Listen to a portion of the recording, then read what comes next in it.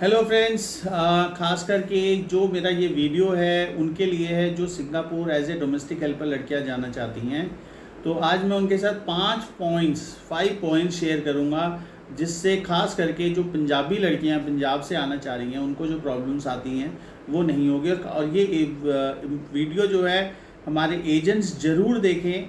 जो एजेंट्स मुझे लड़कियों के डिटेल्स भेजते हैं उनमें कहाँ कमियां आती हैं, क्यों हम उन लोगों को क्लोज़ नहीं कर पा रहे हैं, उसका भी बहुत सारी चीज़ें। क्योंकि कई लोगों को मैं देख रहा हूँ उन्हें आइडिया ही नहीं है कि जब हम लड़की को भेजते हैं तो उसकी एलिजिबिलिटी क्या है, क्या क्या पॉइंट्स देखने पड़ते हैं रिजेक्शन को दूर करने के लिए।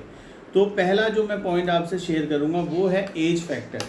पहला है एज फैक्टर, वो है कि लड़की की उम्र 23 साल होना ज़रूरी है। आप मेरे पास 20-21 साल के डिटेल्स ले आते हो। दूसरा, कोविड के बाद ध्यान रखिए कि 40 साल की ऊपर की लड़की नहीं लेनी है।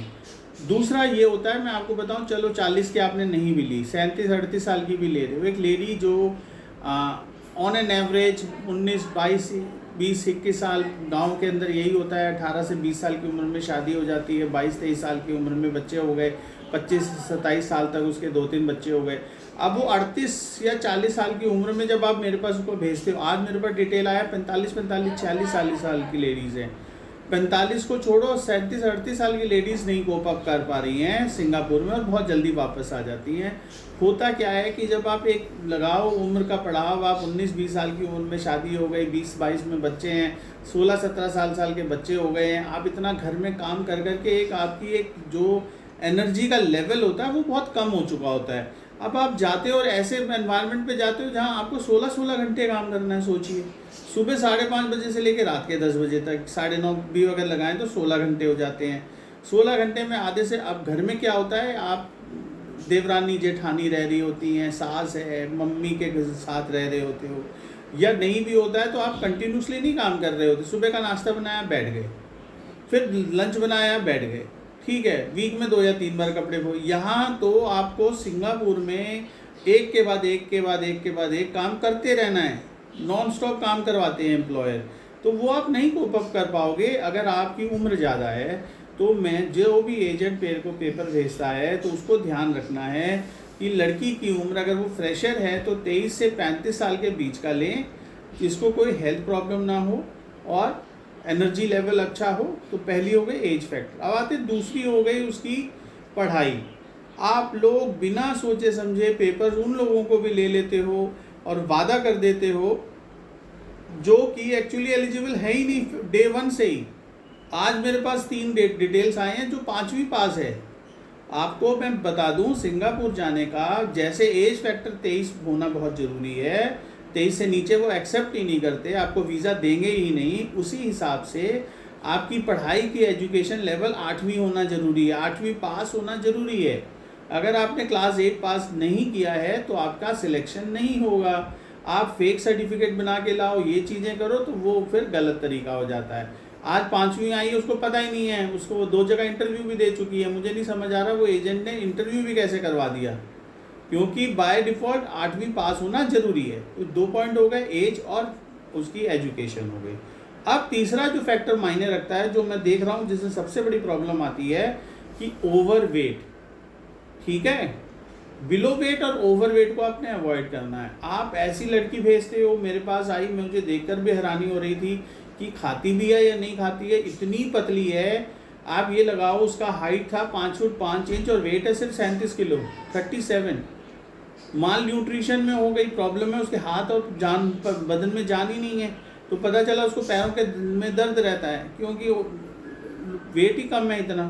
तो आपने वही चीज़ है, ओवर वेट भी नहीं लेनी। बहुत आते हैं केस, मेरे पास अभी परसों एक केस आया हुआ है, मैं इंटरव्यू कराऊं भी तो कराऊं क्या।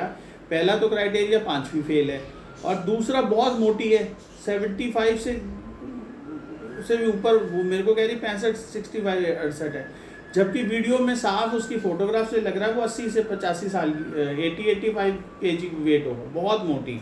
तो आप ओवर वेट को मत लें, क्योंकि फिर वो बैठ के काम नहीं कर पाएंगी। झाड़ू का काम है, बर्तन में भी है, कई बार चीज़ें बैठ के करनी पड़ती हैं, खड़े होकर भी करने में पैरों में दर्द हो जाता है। क्योंकि वॉशिंग मशीन में अगर आप काम कर रहे हो फुल्ली ऑटोमेटिक, तो आपको 1 से आधे 1 घंटा नॉन स्टॉप खड़ा होना पड़ता है। किचन के काम में भी खड़े होकर काम करना पड़ता है। गांव में तो कई बार क्या होता है, हम बैठ के काम कर लेते हैं, ठीक है ना। तो ये चीज़ों का आपको ध्यान रखना है कि ओवरवेट नहीं लेनी। तो 3 क्राइटेरिया मैं एक एक बार रिपीट करता जाऊँगा ताकि आपको भी रही। पहली बात जो हमने बोली वो है एज, ठीक है, 23 से हम लेंगे 35 के अंदर, फ्रेशर के लिए 23 से 35। दूसरा जो है कि उसकी पढ़ाई जो होनी क्या होनी चाहिए, 8वीं पास होनी चाहिए। तीसरा, ओवरवेट नहीं होना चाहिए। अब चौथा आता है जो सबसे बड़ा, ये तो 3 पॉइंट हो गए जो रिजेक्शन वाले पॉइंट हो गए जो ध्यान रखने हैं। 2 चीज़ें हैं जो आपके एकेडमिक और रिटर्न में नहीं होती, जो आपके स्वभाव में होती है। अभी तक तो हमने ले लिया पढ़ाई और ओवरवेट, ये तो आप मेज़र कर सकते हो, नाप सकते हो, एज को नाप लिया, मान ली। लेकिन 2 चीज़ें जो सबसे ज़्यादा मायने रखती हैं वो ये हैं जो हम मेज़र नहीं कर सकते, जो हमारे स्वभाव में होता है। पहला है बंदे के अंदर पेशेंस होना बहुत ज़रूरी है, क्योंकि देखो मैंने जैसे बताया 15 से 16 घंटे आप काम करोगे। 15-16 घंटे अब आप काम कर रहे हो, पेशेंस नहीं है, सब्र का नहीं है, तो आप खिंच जाओगे, काम में मन नहीं लगेगा, चिड़चिड़ा स्वभाव होगा, तो जो आपको आगे चल के तकलीफ देगा। तो अगर आप काम सच में ही सिंगापुर काम करने के लिए इंटरेस्टेड हो तो अंदर पेशेंस होना बहुत ज़रूरी है। दूसरी चीज़ जो और मायने रखती है, 5वीं चीज़ जो मायने रखती है वो है पेशेंस के साथ आपके अंदर एक फ्रेंडली एनवायरनमेंट होना बहुत अच्छा, नेचर होना बहुत ज़रूरी है। आप फ्रेंडली होते हो, सबसे मुस्कुरा के बात करते हो, तो क्या होता है, आप किसी के भी दिल में उतरने का रास्ता 2 ही तरीके से होता है। एक पेट से होके जाता है, यानी खाना अच्छा बनाते हो आप। दूसरा, आपका स्वभाव अच्छा है। अब कोई घर में आ रहा है, अब मैं कैमरे की तरफ देख ही नहीं रहा, उधर देख रहा हूँ, कभी उधर देख रहा हूँ, यानी मैं अवॉइड कर रहा हूँ, मैं देखना नहीं चाह रहा, आपसे नज़रों से नज़रें नहीं मिलाना चाह रहा। तो जब आप नज़रों से नज़रें नहीं मिलाते हो तो होता क्या है कि आप किसी से कम्युनिकेशन में एक गैप आता है, यानी मैं आपको देखना नहीं चाहता। तो ये कई बार ऐसा होता है कि कोई घर में आ रहा है तो हम मेहमान की ओर ध्यान ही नहीं दे रहे, लगे आ गया, चल ठीक है, एम्प्लॉयर अपने घर आया, चल जाके बैठ जाएगा। यहाँ सबसे बड़ी गलती होती है ये। जब भी आते हैं अपने परिवार की तरह आपको, एज फ्रेंडली का मतलब हो गया कि आपको परिवार का सदस्य बन के चलना है। अरे सर आइए बैठो, सर भैया बोल दिया है, भाभी भैया बैठो, मैं अभी आपके लिए पानी ले आती हूँ। घर में करते हैं, पापा आते हैं, मम्मी आती हैं, कोई भी बाहर से आता है, मेहमान आता है, तो हम उसकी सेवा में लग जाते हैं। वही सेवा भाव जो हमने गुरुद्वारे से सीखा, गुरु ग्रंथ साहिब ने सिखाया हमारा, जो हम लंगर की जो सेवा होती है, वो लंगर सेवा जो उसमें जो सेवा भाव होता है, वही सेवा भाव आपको यहाँ लाना पड़ेगा। तो आप जब रोज़ रोज़ रोज़ रोज़ उसे वही प्यार मोहब्बत मुस्कुरा के मिलते हो, कहते ना स्माइल में, यानी आप यहाँ मुस्कुराते हो तो 1 मील दूर बंदा भी मुस्कुराने लग जाता है। वही चीज़ आपको अंदर लानी है। मुस्कुराओगे तो सुख पाओगे और दिल पे राज करोगे। तो ये बहुत ज़रूरी है, फ्रेंडली वाला एनवायरनमेंट। एक और जो फ्रेंडली एनवायरनमेंट के साथ मैं इसको और जोड़ना चाहूँगा, जो हम बोलते हैं ना दिल में राज करना है तो रास्ता पेट से जाता है और दूसरा बच्चे के दिल से जाता है। तो आप कई लोग आते कहते हैं मुझे ऐसा परिवार दो जिसमें बच्चा ना हो। क्या हम कोई कल्पना किसी परिवार की कर सकते हैं कि जहाँ बच्चा ना हो? वो परिवार ही क्या जहाँ बच्चा ना हो। हम अवॉइड करते हैं जिस चीज़ों को, तो हम हमेशा लाइफ में खुशियाँ हमें अवॉइड करने लग जाती हैं।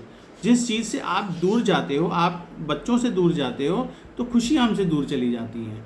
इस बात को मायने रखो, मान के रखो कि जब आप बच्चे से जुड़ते हो तो बच्चा जो होता है एक भगवान का रूप होता है, निर्दोष होता है। निर्दोष मतलब उसके मन में कोई छल कपट नहीं होता, एकदम दोष रहित, छल कपट से दूर, प्यार मोहब्बत से भरा हुआ प्याला है, वो एक मटका है। तो अगर आप उसको जितना अपने सीने से लगाओगे, जितना उसका ध्यान रखोगे, देखो वो आपको उतना खुश रखेगा, आपका मन लगेगा काम पे।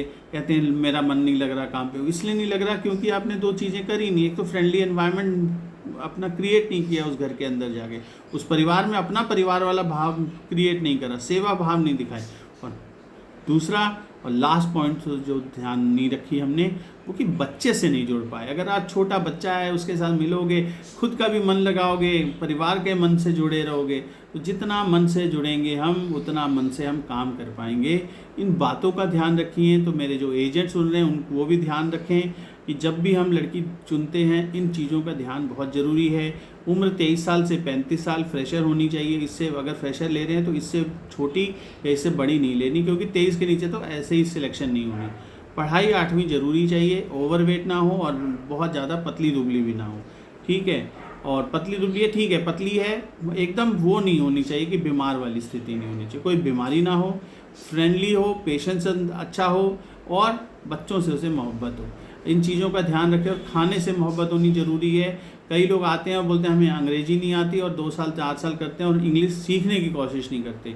जिसके सीखना जो एक प्रोसेस है लर्निंग का, वो लाइफ लॉन्ग चलता है। तो आप ये मत सोचो कि मेरी उम्र हो गई, मैंने राजमा चावल बना लिए, पनीर बनाना आता है तो हमने जग जीत लिया। आलू एक जो है, मैं आपको बताऊं, फॉरेन छोड़िए, इंडिया के अंदर ही 108 किस्म तरीक़ों से आलू की सब्ज़ी बनती है, 108 तरीके।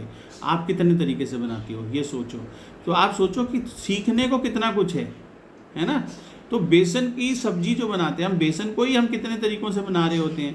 कभी हम पतोड़ बना रहे होते हैं, तो कभी हम बेसन की कड़ी बना रहे होते हैं, हम कभी बेसन को ना जाने भिंडी में भून के डाल रहे होते हैं। बहुत अलग अलग तरीके से यूज़ होता है। तो आपको नए नए तरीके खाने के सीखने पड़ेंगे, टेस्ट बड को इंक्रीज़ करना पड़ेगा, अपना जो फ्लेवर है वो घर में फ्लेवर जो है अपना जोड़ना पड़ेगा, ठीक है। अपना फ्लेवर यानी आपका अपनी जो क्वालिटीज़ हैं वो उस घर के अंदर जोड़नी पड़ेंगी, उस घर की अच्छी क्वालिटी ग्रहण करनी पड़ेगी। नया सीखोगे, नया बनोगे तो आपकी ज़िंदगी में, जो हमारी ज़िंदगी में कॉन्स्टेंटली चेंजेस आती रहती हैं, उस चेंज के साथ हम चलते रहेंगे तो हम उसके साथ जुड़े रहेंगे, अन्यथा हम राह से अलग हो जाएंगे, फिर कोई हमें पसंद नहीं करेगा। उम्मीद है ये वीडियो आपको बहुत हेल्प करेगा, आप सही लड़की ढूंढने में, सही हेल्पर ढूंढने में, और जो हेल्पर ये वीडियो देख रही हैं, हेल्पर के काम पे जाने जाती हैं, उनको भी इससे काफ़ी कुछ मदद मिलेगी अपने काम को सही करने में और इम्प्रूव करने के लिए। Last but not the least, Navratre चल रहे हैं तो सबको मेरी तरफ से हैप्पी नवरात्रि, शुभ नवरात्रि। जयकारा शेराम वाली माता का, बोल सच्चियाँ दरबार वाली माता तेरी सदा ही जय।